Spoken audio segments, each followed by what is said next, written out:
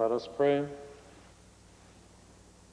We, thine unworthy servants, here gathered together in thy name, do humbly beseech thee to send down thy heavenly wisdom from above to direct and guide us in all our considerations.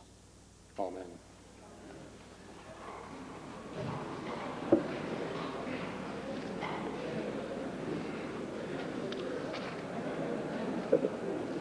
Introduction of visitors. Presenting petitions. Reading and receiving petitions. Order, please. Order. Presenting reports by standing and special committees. Of motions. Introduction of bills. Tabling returns and reports.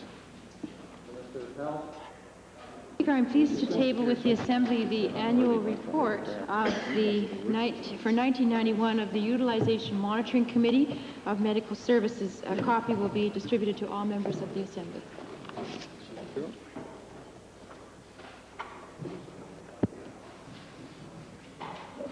Introduction of special guests. Returns and tablings. Associate Minister of Agriculture, there was a tabling. Thank you. Thank you. Thank you. Now introductions. Okay. Thank you, Mr. Speaker. It's my pleasure today to introduce some 60 people from the constituency of Whitecourt, 50 students and 10 adults. But before I ask them to rise, Mr. Speaker, there's a young lady, Carmen Blake, who was a finalist in the provincial contest on the soil conservation poster. They're seated in both galleries. I'd ask them to rise and receive the welcome of the House.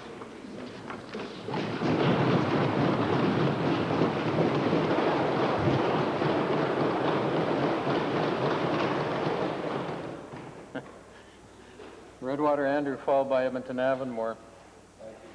Mr. Speaker, it's a pleasure for me to introduce to you and to the Assembly three gentlemen from the Redwater Andrew constituency, Mr. Nick Kutash, Reeve of the County of Two Hills, Mr. Albert Polnitsky, Councillor, County of Two Hills, and Mr. Paul Chome from the village of Torhild. And they're here to observe question period and maybe introduce it in their council meetings.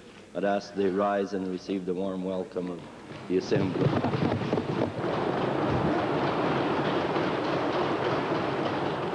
Edmonton Avonmore. It's my great pleasure today to introduce to you and through you to members of this Assembly 29 students from J. Percy Page High School, which is in the constituency of Edmonton Avonmore. They are accompanied by their teacher, Miss Julia Kendall. I would ask that they now rise and receive the warm welcome of this Assembly.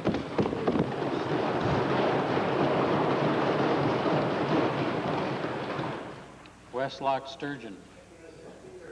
I would like to introduce to you and through you to the legislature 6 students and their teacher from the Alexander Indian Reserve School. They are Tracy, Anita, Melinda Arkell, Kim Paul, Juanita Cardinal. Accompanied by their teacher, Tim, would they stand and receive the recognition of the legislature?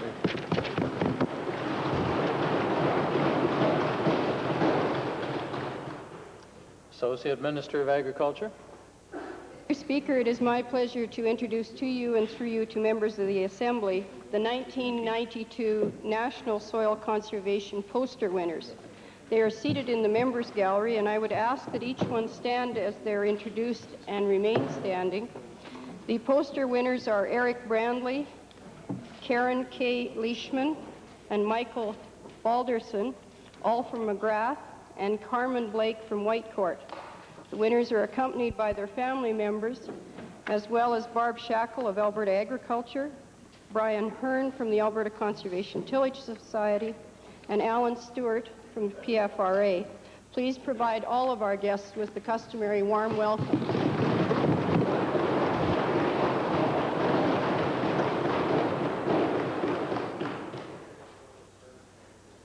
Ministerial statements.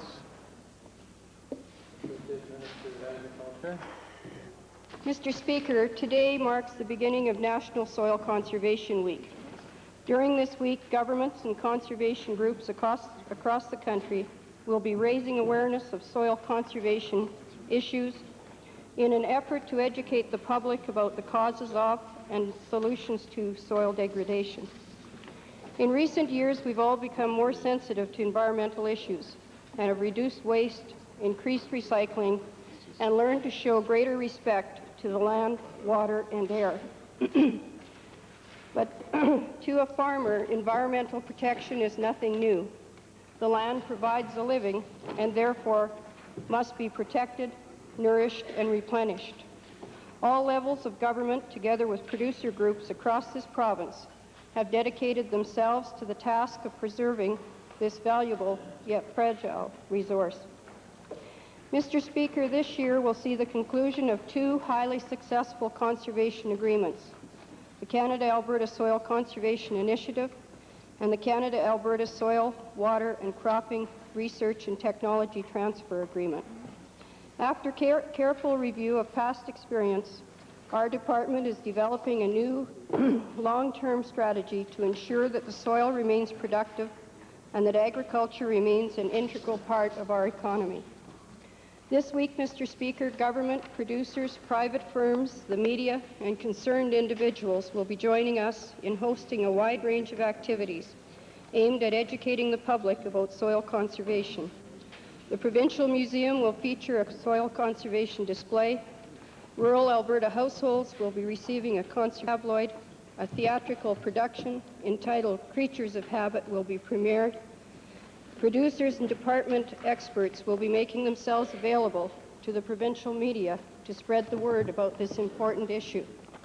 I enlist the help of all members of the legislature in trying to promote soil conservation.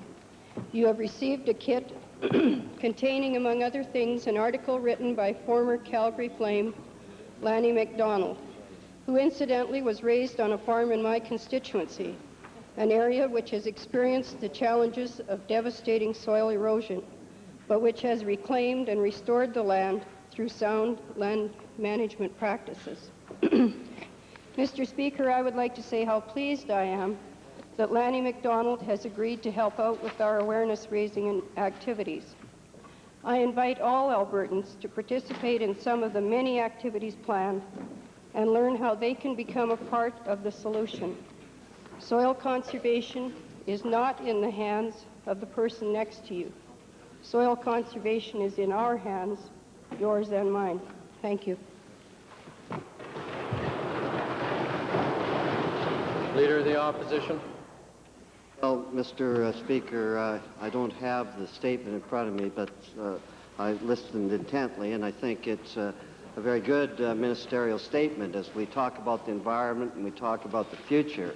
Surely one of the most important things is the soil that we grow our food on, Mr. Speaker, and certainly we would support the minister in terms of this week being declared Soil Conservation Week. Mr. Speaker, as the minister mentioned, all farmers that I know of at least have great respect for the land. They have no choice but to have that respect for the land and for the future generations, Mr. Speaker. So I would say also, Mr. Speaker, to the minister, though the future of the family farm and the financial squeeze that they're in and the cash flow problems, and this has been told to me by farmers, sometimes they do things to their land for the quick fix. In other words, they have no choice. Sometimes they feel they overuse chemicals or pesticides or whatever. And so I think we have to deal with both ends of it, the debt, the problems that the family farm's facing, because we don't deal with that end of it. I suggest to you that there will be, in the short fix, people will be doing things to make the quick buck, and I don't necessarily blame them for that. Sometimes it's just survival, Mr. Speaker. I would also commend the minister, too, for, I think, a very good choice in Lanny MacDonald. As she knows, that's her constituency, but my hometown, Delia. And if I may say so, I used to play against Hitler, and he was certainly mean, I'll tell you, in the bars. But I think an excellent choice and somebody that's respected right across the province. So all in all, I support the minister's statement, Mr. Speaker. The Minister Rogers. A small procedural difficulty. As the Leader of the Opposition pointed out, it is customary for ministerial statements for copies to be delivered, not only the Leader of the Opposition, but also the Chair before they're delivered. Please and thank you. And on this day, it's nice to note a good, successful Calgary Flames since they've now been eliminated from the playoffs. Clerk. Oral question period. Leader. Mr. Speaker, this government, frankly, has been evasive in its answers to our questions about the fate of the $300 million surplus in the Municipal Financing Corporation. Mr. Speaker, we now know why. We now know why. Because we now know that the government plans to take some money for the General Revenue Fund and pay the balance back to municipalities through ample grants, Mr. Speaker. Unfair. Now, Mr. Speaker, last year it was lottery grants. This year it will be the Municipal Financing Corporation surplus. Whatever it takes to inflate the revenues and make the deficit look smaller, Mr. Speaker, that's what this exercise is all about. That's right. But, Mr. Speaker, my question to the Minister of Municipal Affairs. As the advocate, Mr. Speaker, for local governments, why did the minister allow this raid on revenues that we believe rightfully belongs to the municipalities, Mr. Speaker? Here, here. Mr. Speaker, I think the Honourable Leader of the Opposition is well aware that the budget address is being made this evening, and what he is questioning on refers to the 1992-93 budget. And while, of course, as expected, I may be in a position to respond to some of those questions, I think the people of Alberta have a right to hear the budget address as delivered by the provincial treasurer this evening. Right on. This is not a secret anymore. That's right. It's been told They to the know Mayor about of it. Calgary, Mr. Speaker. They're We know okay. it's coming down, so don't hide behind the budget. Let's ask the Right. questions now. Here, here. Now, Mr. Speaker, what I'm saying to the minister is this is a little bit like me being charged too much for my credit card, and then the credit card company turning around to the bank and saying, you can have some, and then we're going to share the rest with the rest of Albertans, Mr. Speaker. That's really what it's about. Right. Now, Mr. Speaker, my question to the minister is simply this. Doesn't the minister see the basic unfairness of taking money from local authorities who paid high interest rate during some very tough times, Speaker? Surely this money should go back to them, Mr. Speaker. Here, here. This government, of course, agrees completely with the Honourable Minister of the Opposition, Mr. Speaker, and has agreed with it and set that plan in stage long before the questions that have arisen today. In fact, I am pleased to advise this Assembly and all members of it, for those of it who have not been able to determine it from past budgets and accounts, that this government has in fact paid help with the debt management of municipality in the amount of approximately $2 billion up to this year. Red herring. I mean, the backbenchers can clap all they like and pound all they want. That wasn't your money, Mr. Speaker. That's That's right. the taxpayers of Alberta. Here, here. And what we're talking about is a very specific program, Mr. Speaker, a very specific program where you're basically going to raid that money that they paid too much for, Mr. Speaker. That's what the question is. My question is simply this, Mr. Speaker. How is it fair when some money goes to ample grants, which basically benefit all local authorities, Mr. Speaker, and it's not going back to the people who contributed? How is that fair, Mr. Exactly. Speaker? Mr. Speaker, it's most distressing to get that kind of question, which indicates as proof positive the Leader of the Opposition has no understanding at all, not only of our budget process, but where the money comes from and where it goes. Mr. Speaker, I wish to advise that the money that has been distributed to date, the $2 billion is in no way, shape, or form belong in some manner to the municipalities. It has, in fact, belonged to all of Albertans, as most of it coming out of the General Revenue Fund.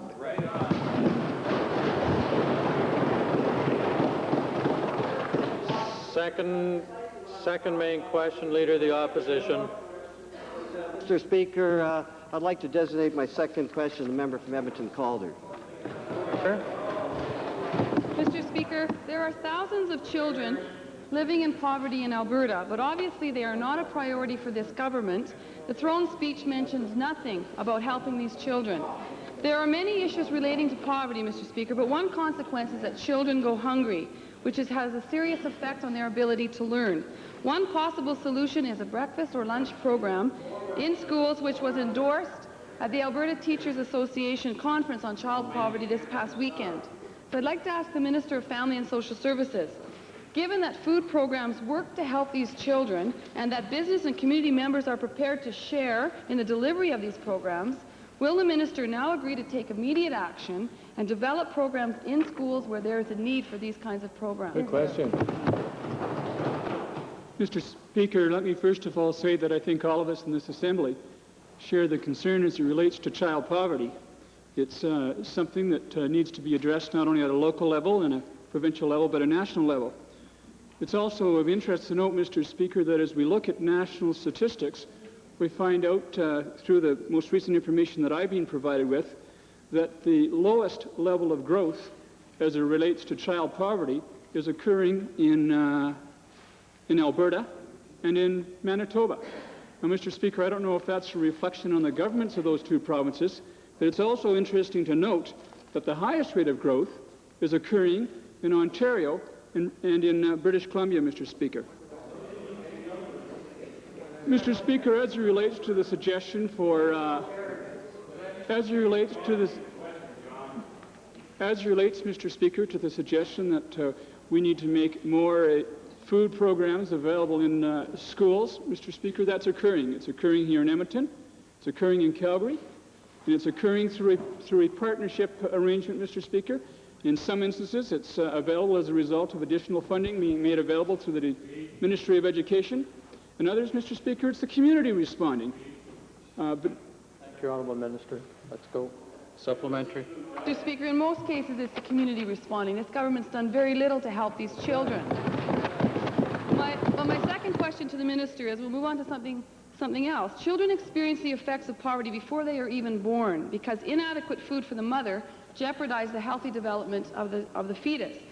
And given that the extra food money available to pregnant women on social assistance is a mere $20 a month, will the Minister now agree to increase the supplementary benefit, which has not been increased in almost 10 years? Good idea. Mr. Speaker, again, this government and the taxpayers of Alberta are responding with almost $1 billion to support our Supports for Independence program. Almost $1 billion, Mr. Speaker, invested in helping those Albertans that genuinely need help. Mr. Speaker, our commitment is substantive, and we're going to continue to make sure that we provide for those essential necessities that Albertans require, being food, shelter, clothing, medical, dental, optometric needs. Mr. Speaker, the list is exhaustive. We offer a very comprehensive program of support. We're talking about unborn children, Mr. Speaker, but the Minister developed the Supports for Independence without public input. And the Minister was told this weekend at the conference that this program isn't working and that people were not consulted. So my last question to the Minister is, will the Minister promise that before he implements any major changes to existing programs or develops new programs, he will consult with service deliverers and to ensure that these programs are effective? Another good Well, again, Mr. Speaker, is so often the way with the members opposite, the members ill-informed. To suggest that we didn't consult Albertans as we went through massive changes to our Supports for Independence program is absolutely wrong, Mr. Speaker. I can tell the member unequivocally that I personally met with hundreds of community agencies across this province and frontline social workers. Mr. Speaker, I met with one frontline income supports worker from every office in Alberta. Myself and that frontline worker. Mr. Speaker, I met with advocacy group after advocacy group. Mr. Speaker, I met with single-parent mothers that are on our system. Mr. Speaker, exhaustive consultation. We on this side of the Assembly, Mr. Speaker, believe that consultation is important. We know that we don't have all the answers, and we don't pretend to have all the answers, Mr. Speaker. That's why we place such a high emphasis on working with Albertans, consulting with Albertans, and partnershiping with Albertans to make sure that we provide the adequate solutions. Edmonton Glengarry, on behalf of the Liberal Party. Thank you, Mr. Speaker. Mr. Speaker, when someone is in big financial difficulty, like the provincial government finds itself in now, they often employ accounting techniques that are, to say the least, weird. Mr. Premier, why is it when the Attorney General of our province in his most recent report says that the deficit is $1.8 billion, why do spokesmen from your government tell Albertans that it's substantially less? The Auditor General. I think, Mr. Speaker, that the honourable member meant to refer to the Auditor General instead of the Attorney General in that case. I find it strange, Mr. Speaker, when we know the provincial treasurer will be dealing with the provincial budget in an hour from now. The honourable members continually want to try and anticipate things he'll be saying there. The Premier isn't listening. I'm talking about the Auditor General. The Auditor General's last report, which was tabled last Friday. My second question to the Premier then is this. Independent analysts, including the Auditor General in his most recent report, say that the debt picture for Alberta is substantially greater than the $11 billion figure that the Premier and other spokesmen of his government use. Why, Mr. Premier, are you only telling half of the story to Albertans? Well, Mr. Speaker, and the honourable member said I wasn't listening. I was gracious to him in trying to guess who he was referring to when he said the Attorney General. He was referring to the Auditor General, and I tried to point that out to him. But, Mr. Speaker, when you talk about half the story, I mean, anybody who has any sense about a balance sheet surely knows that you don't do as the Liberal leader tries to do. First of all, you try and get only liabilities. Now, what kind of a balance sheet is that?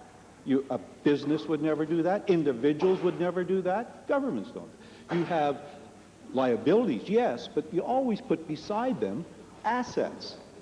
Tremendous lists of assets in this province. And for the honourable member to say that we are in some kind of a crisis or something in terms of debt is absolutely false.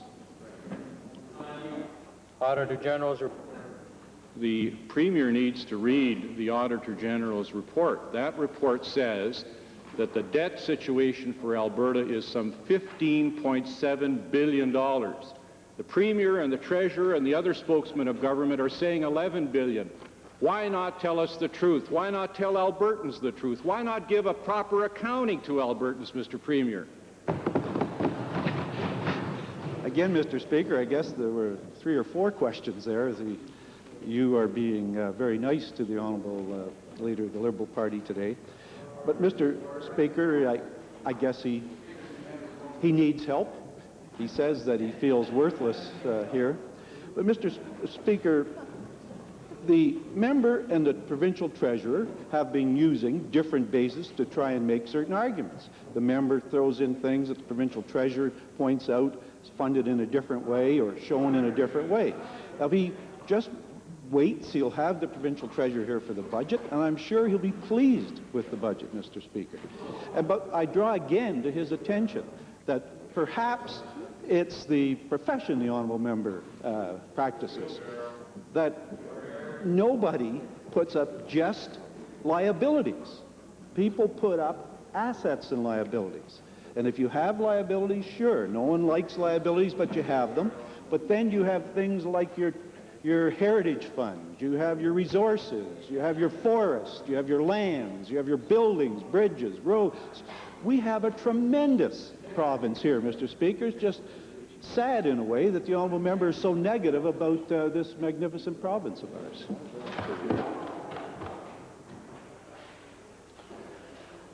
Before we continue, the chair needs to point out that all three caucuses were contacted earlier today, say there would be no questions about the budget. The member for Edmonton Glengarry has been skating a very thin line with respect to this.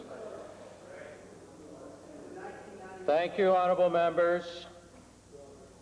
Member for Highwood, followed by West Yellowhead. Take your place, honorable member. Thank you. Duly noted. Mr. Speaker, I'll direct my questions today to the Minister of Environment. Mr. Speaker, many people in my constituency of Highwood are concerned about the low snowpack in the mountains and therefore the consequent low runoff in the streams. Last week a meeting was held involving users and interest groups in the Highwood area to discuss with the members of the Department of Environment the guidelines for 1992 diversions. I've asked the Minister if anything useful come from this meeting that his department can act upon. Mr. Speaker, I guess one useful thing that came out of the meeting was that it was an acrimonious meeting, and I understand that they weren't shouting at one another, which is a good start. You know, there's an old saying, Mr. Speaker, that water's for drinking, whiskey's for drinking, and water's for fighting over. But it's basically there were a number of recommendations put forward, Mr. Speaker, and those recommendations are under consideration now. We did take the interest groups down to the proposed diversion site and went through the program with them, and in very short order, we hope to have those guidelines in place. Mr. Speaker, I'd like to again ask my question to the Minister of Environment and a little more direct. Mr. Speaker, I would ask the Minister if there are any specific guidelines for minimum flow in the Highwood River established or even approached in this meeting. Mr. Speaker, relative to minimum inflow guidelines, we're looking at basically what was put in place last year. Certainly there were requests to have those guidelines increased, and we have that under consideration, but we have to keep in mind that we have an obligation to the irrigating farmers on the Little Bow. There has to be that balance. We have to maintain the quality of the water on the Highwood River, and at the same time we've got to make sure that those with licenses to draw water are in fact get their allocation of water. I must stress once again, Mr. Speaker, that the answer to this question is to get on with the enhancement of that diversion so we can perhaps capture the flush or otherwise store that water so the irrigating farmers can have a constant and assured supply of water. West Yellowhead. Albertans are aware at a time of growing budget deficits of the importance of eliminating government waste. That is why it's distressing to read in the Auditor General's report that the Department of Tourism has awarded contracts worth over $5,000 without public tender. How can the Minister of Tourism justify spending hundreds of thousands of dollars per year on contracts and consulting studies, some of which aren't even tendered, while at the same time continually cutting funding to regional tourism associations?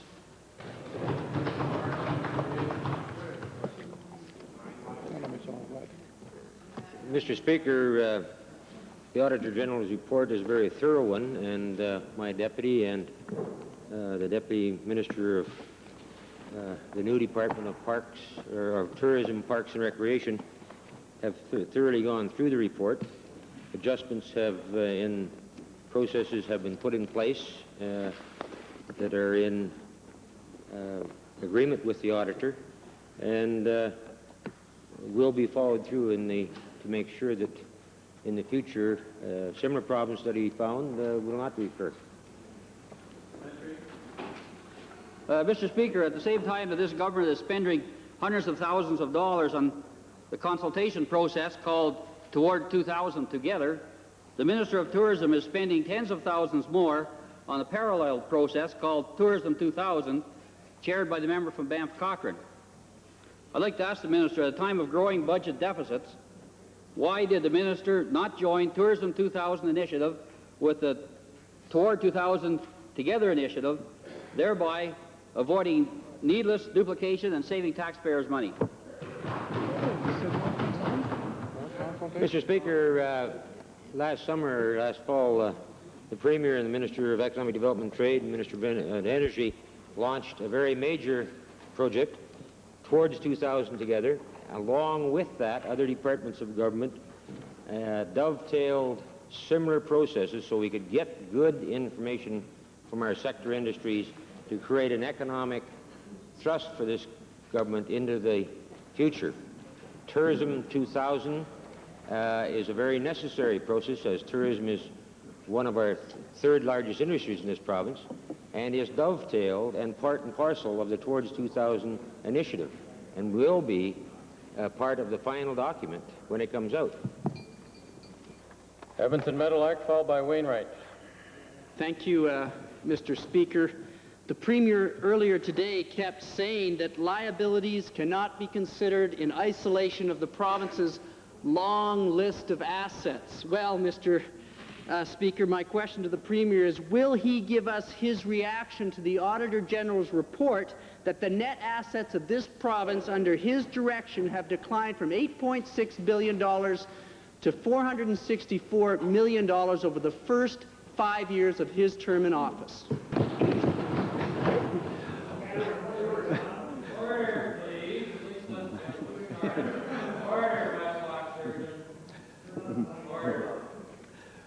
Well, Mr. Speaker, obviously the honourable member will want to argue points about the Auditor General's report with the provincial treasurer when he returns. But surely the honourable member knows that the assets of this province are huge in compared to the liabilities. Question instead of shouting it across. Order. Okay. Second question is, given that the Premier has presided over a 94% decline in assets in this province while he's been the Premier, and that soon there will be no assets left and we'll be in a negative position, will the Premier please admit that one of the great legacies, overwhelming legacies that he will have left this province is that under his direction, and I use the word loosely, this province has become a net debtor province in this country? Absolutely not, Mr. Speaker. This province is healthy and strong. This province has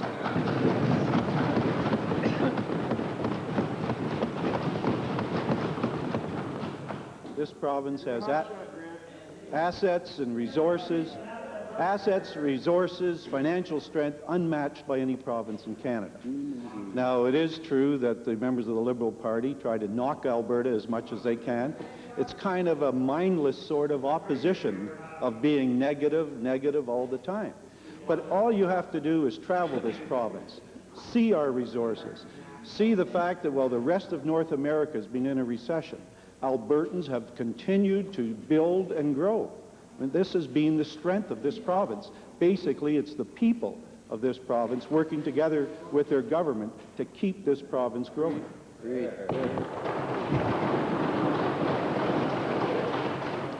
Wainwright, followed by Edmonton Belmont. Thank you, Mr. Speaker. My question is to the Minister of Agriculture. Alberta produces nearly half of the beef cattle in Canada. One of the major markets is in the U.S.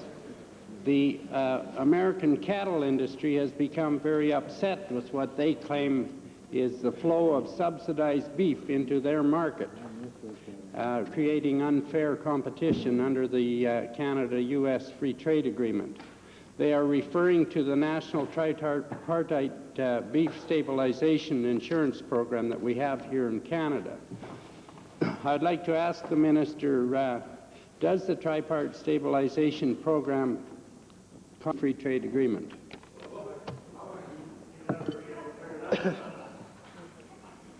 Mr. Speaker, I think we could probably take from the pork situation where the countervail is still in place against the live hog, that there is some chance that the Americans might be able to justifiably argue subsidization from the tripartite program. I think, on the other hand, they would have a hard time proving hurt to their industry.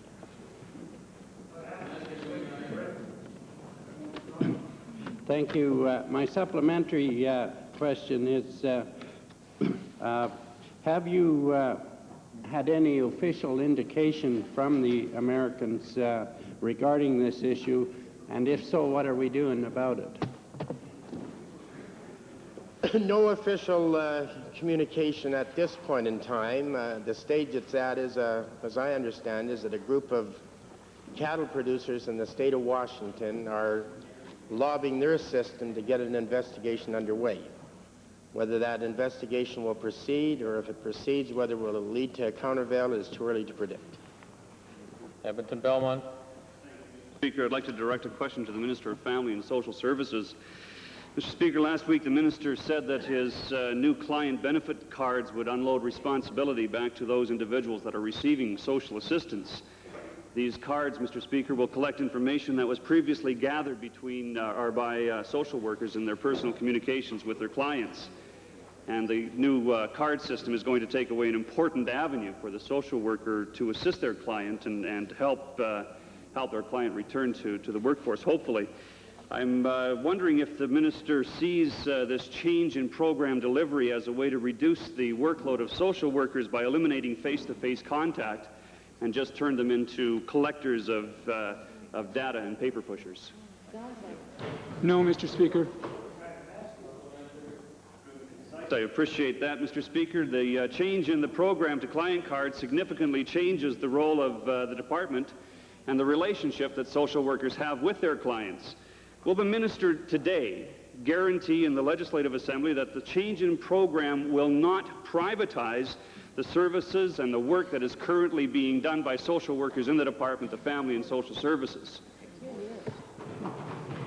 Mr. Speaker, the member is making a quantum leap to come to that conclusion. I don't know what would prompt him to do that, Mr. Speaker, but again, they're misinformed. Silly. Edmonton Center, followed by Edmonton Gold Bar. Mr. Speaker, the public accounts released last Friday show that the government received close to $2.7 billion in non-renewable resource revenue in the 9th budget year.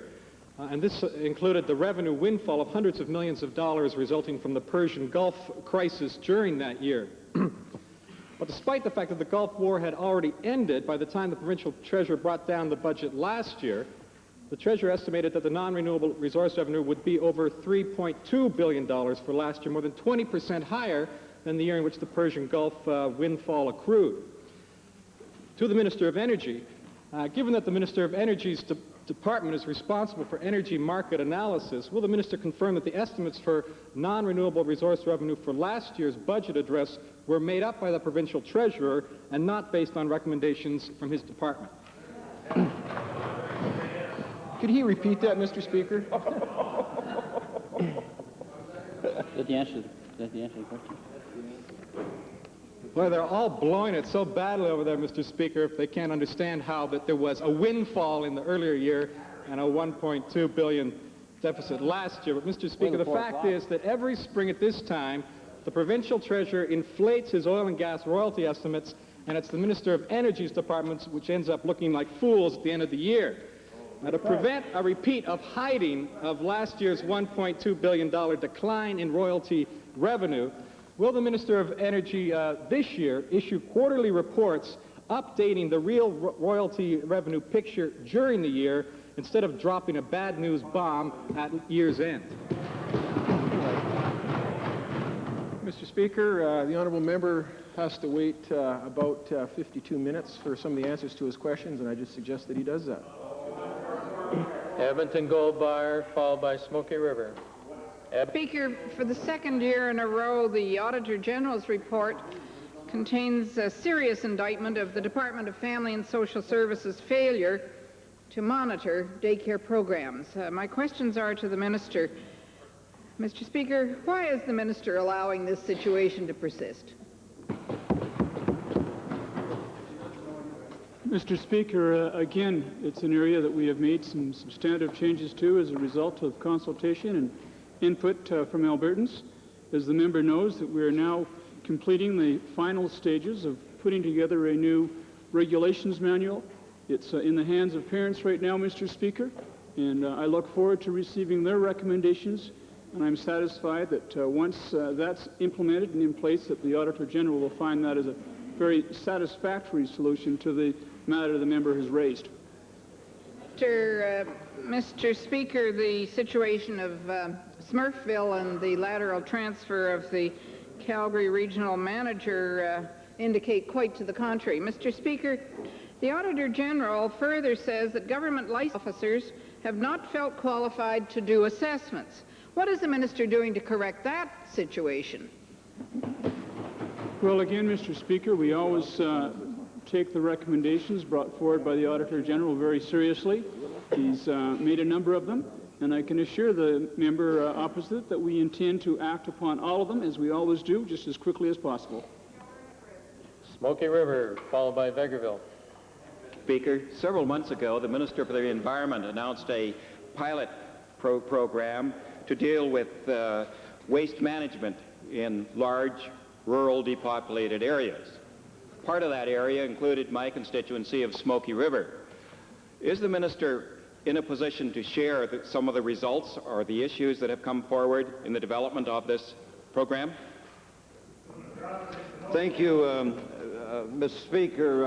I appreciate that question in light of recent comments by the honourable member for Edmonton Jasper Place, where he referred to programs in this province as Mickey Mouse programs, and all the minister does is wander around the province handing out checks to Boy Scout groups. Well, Mr. Minister, I'd like to explain what's happening in the Peace River region alone, where 38 municipalities are participating on a cooperative basis, where consultants have commenced a detailed study relative to an integrated waste management and recycling program. The data phase now is being completed. Alternative waste management and recycling strategies will be explored over the next few months. Local economic development opportunities will be identified.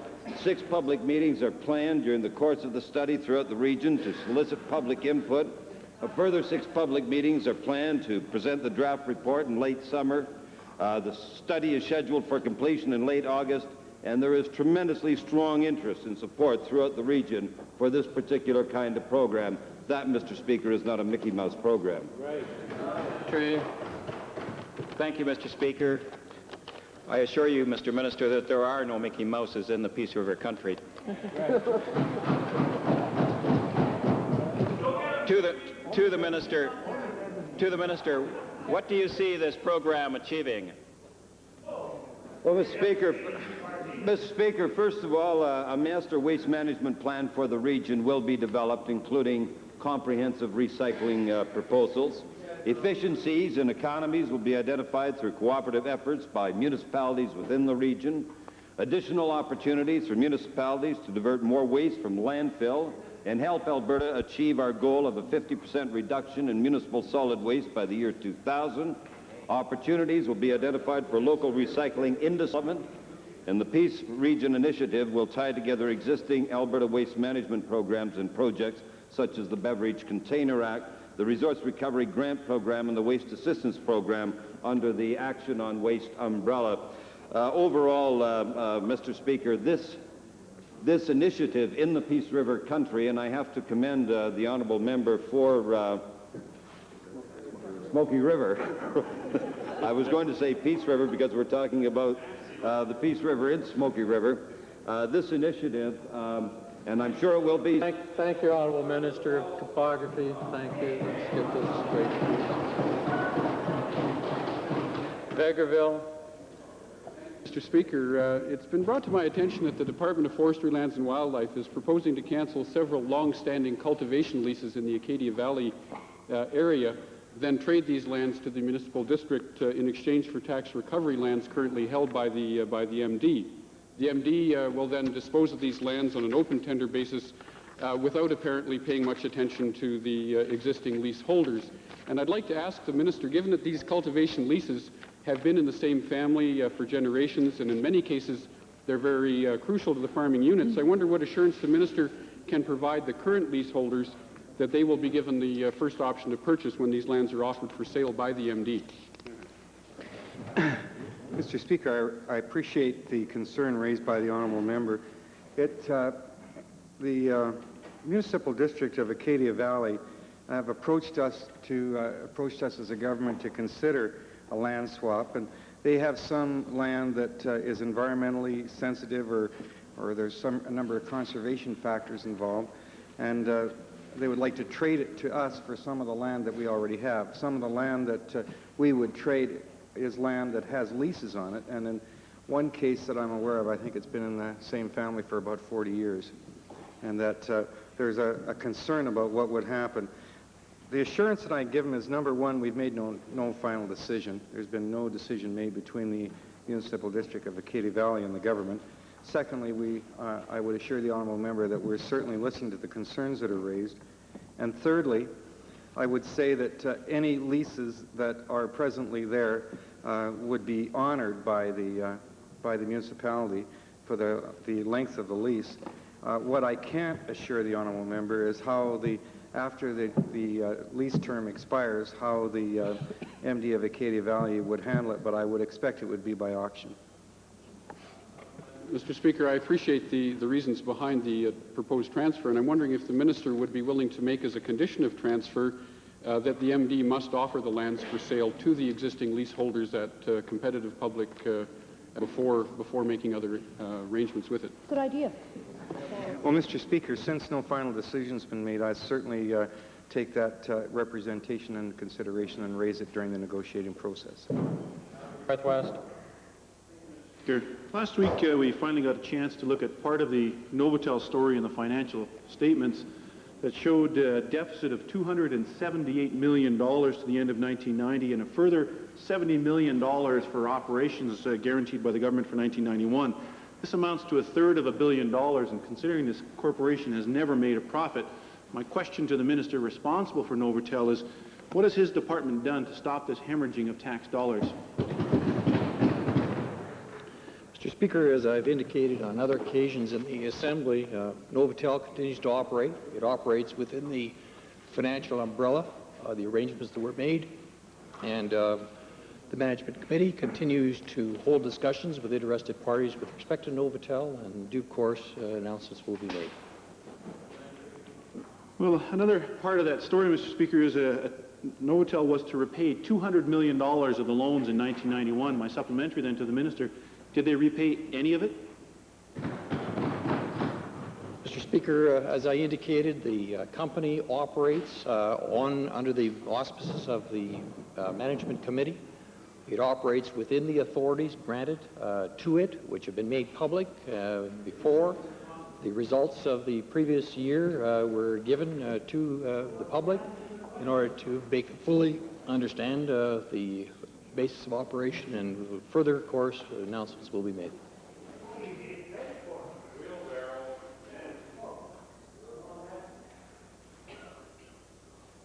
Westlock Sturgeon. I'll jump in. Thank you, Mr. Speaker. Yes. This question, Mr. Speaker, is to the Minister of Agriculture. On March the 25th, not quite 2 weeks ago, I asked him in this House how the government could square the idea of asking a farmer, that Mr. Green in the Carmangay area, to fess up and surrender land. Otherwise, he wouldn't qualify for the drought assistance program. The minister promised he'd be right back. I talked to him last night. They had not heard from the minister. When is he going to call? Mr. Speaker, I've reviewed the situation that the honourable member is alluding to. I will be contacting the producer to see if he will give written consent to release any of his file into this legislature. This is a very serious matter, and the one that's in the center of it has a chance that they might lose their farm is waiting. I think that it's very important not just to read the file, Mister, but get on that blower and talk to him. Mr. Speaker, I find it very strange with the number of people that phone my office direct and with the number that write direct, that the only communication I received from this individual to date seems to be on behalf of him through the honourable member for Westlock Sturgeon. I'm sure this gentleman, if he is anxious to talk direct, will phone immediately. Henry Milliken, followed by Edmonton Avonmore.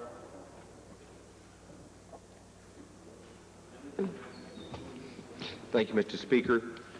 For many days now, the NDP member for Calgary Mountain View has been attacking the proposed tourism project in the Canmore corridor. One fool at a time, please. I'll go,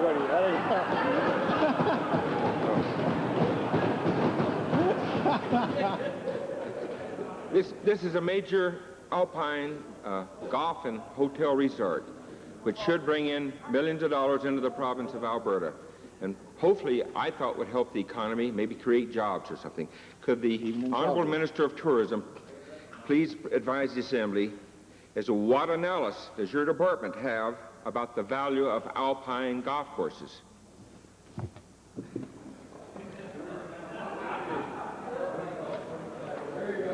Mr. Speaker, there has been a lot of talk about the Canmore Alpine development that has taken place and has approvals at the local level to proceed. Not only will it be a 5-star hotel with 500 rooms, it will also have an 18-hole golf course. And when the study was done, the market study was done by our department, it showed that immediately there's a need for 4 18-hole golf courses on the short term. On the longer term, it's more like between 8 and 10 courses could be used in that area. But what is the value?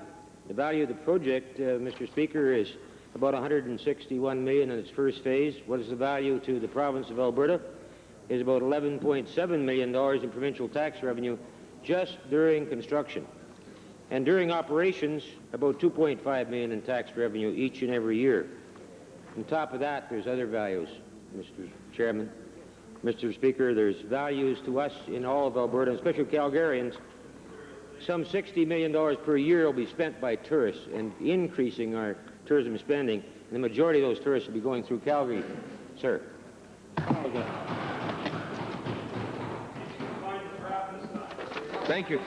In spite of what's claimed by the NDP, the Calgarians do support tourism. Mr. Speaker, perhaps the minister could advise us after the allegations of something's wrong, something's bad.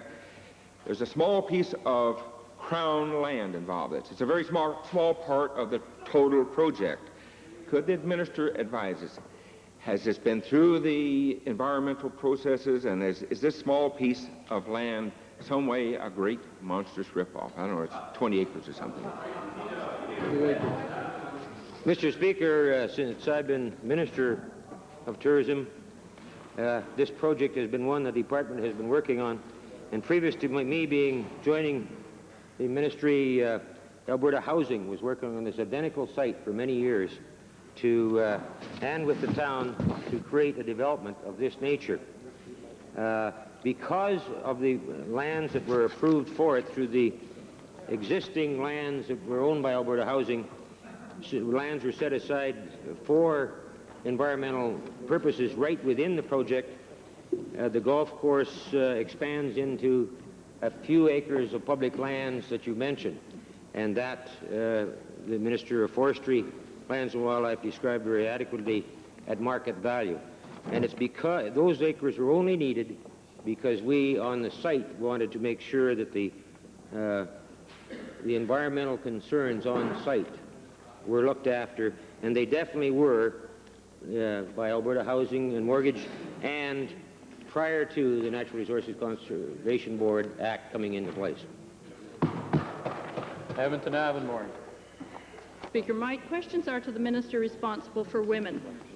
Mr. Speaker, our Minister of Family and Social Services, by requiring mothers of children over the age of 2 to be in the paid labor force or in places of training, fails to recognize the contribution of society of women who stay at home to raise their children. Or else, he thinks these women are second-class citizens who do not have a right to make meaningful choices for their families. My question to the minister, will the minister now advocate on behalf of Alberta women to have abolished policies that do not recognize that women are best able to make good choices that will serve the needs of their children and Alberta society. Right on. Mr. Speaker, I have for several years now been advocating that women have many choices, many valid choices, and that we shouldn't presume to make them on their behalf, and that our policies should, in fact, be designed to help those women make choices that leave them ethically independent. Well, Mr. Speaker, I had hoped the minister had heard the woman at the conference on Friday who felt her sister had no choices. My second question is to the Premier. The Premier has said in this House, and I quote, "Our initiative is to strengthen the family, to provide reasons why the family is stronger, why mothers will stay in the house, in the family, while not having a care outside of the house." How is it, Mr. Speaker, that the Premier allows the Minister of Family and Social Services to have policies that force mothers out of young children out of the house and into the paid labor force against their wishes? Is he not punishing poor women and their children in ways that will prove detrimental to Alberta? Hear, hear. No, Mr. Speaker.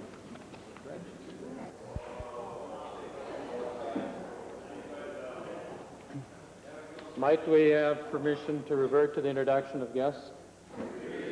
Opposed? Carried. First, member for Edmonton Highlands and the Minister of Advanced Education. Thank you, Mr. Speaker. It's my pleasure, on behalf of the Leader of the Official Opposition, to introduce a number of distinguished guests in the public gallery. They sat through question period, and I understand are probably here for the budget. They are mayors and deputy mayors from around the province. Their worships Mayor Jan Reimer from Edmonton, Deputy Mayor Richard Magnus, Calgary, Mayor Betty Caldecott, Fort McMurray, Mayor Ted Grimm, Medicine Hat, Deputy Mayor Dale Kelly, Wetaskiwin, Deputy Mayor Dan O'Neill, Airdrie, and Mayor Maurice Fitzpatrick, Leduc.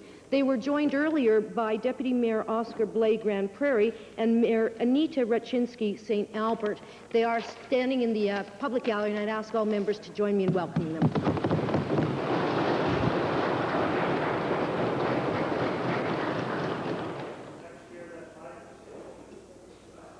Minister of Advanced Education. Speaker, on behalf of my colleague, the member for Lethbridge East and the Honourable Provincial Treasurer, we have visiting with us today from Gilbert Patterson Community School in Lethbridge East some 25 grade 8 students, along with 2 of their teachers, Mademoiselle Lorraine Matho and Mr. Steve Deneluk, along with a student teacher, Miss Maria Ort, and 1 parent, Dr. David Major. Mr. Speaker, I don't know if they're still here. Perhaps they're in the public gallery. If so, I'd ask them all to rise and please receive the very warm reception of the members of the House.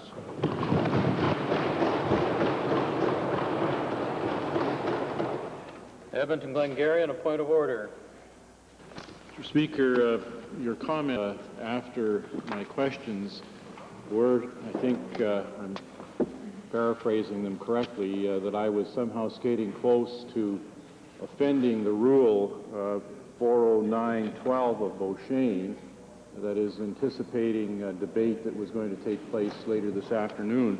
I would request the Speaker to provide some clarification to me so that I can better understand this comment. The questions that I put to the Honourable Premier related to figures that were taken out of the Auditor General's report that were tabled last Friday, a report that is for the period 1990 to 1991, really quite distant from that which we will be debating as at 4 o'clock today. So I just need some guidance, Mr. Speaker, on that point. The Chair will accede to the request of Edmonton Glengarry after a complete examination of the blues so that we can indeed pick up all the subtle nuances that were there. Orders of the day. Motions. Motion number 9, Honourable Mr. Stewart. Government House Leader. I would move motion number 9, standing in the order paper in my name. Discussion. All those in favor of motion number 9, please say aye. Aye. Opposed, please say no. Motion carries. In accordance with the previous agreement, after discussion between the House leaders of all three parties, the House now stands adjourned until 4 o'clock sharp, and the bells will be rung at the usual warning time before the House reconvenes.